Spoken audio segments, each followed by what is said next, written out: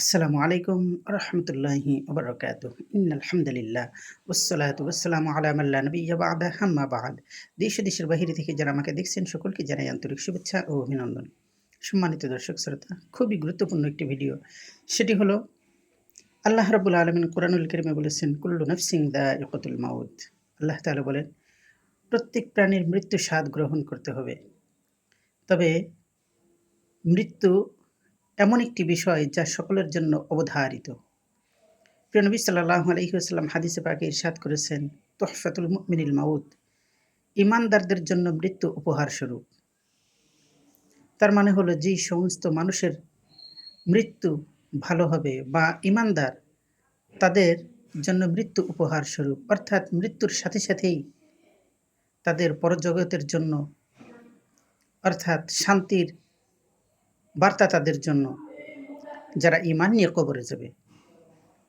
এজন্য সম্মানিত দর্শক শ্রোতা, প্রিয় নবী সাল্লাল্লাহু আলাইহি ওয়াসাল্লাম বলেছেন যে ঈমানদারদের জন্য মৃত্যু উপহার স্বরূপ। অর্থাৎ মৃত্যুবরণ করার সাথে সাথেই তার ভাগ্য কতই না ভালো হয়ে যাবে।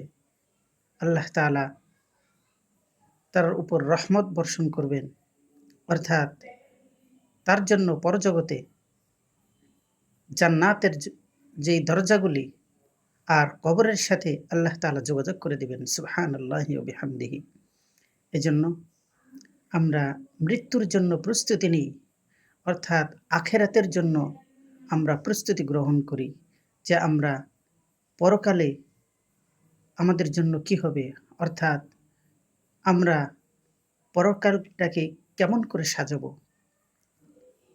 অর্থাৎ কবর জগতে, পরকাল জগতে আমরা যেন জান্নাত লাভ করতে পারি। এজন্য আল্লাহ তাআলার সন্তুষ্টি অর্জন করা।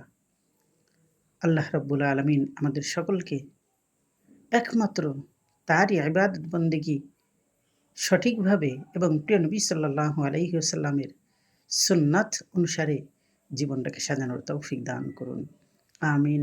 আসসালামু আলাইকুম ওয়া রাহমাতুল্লাহি ওয়া বারাকাতুহু।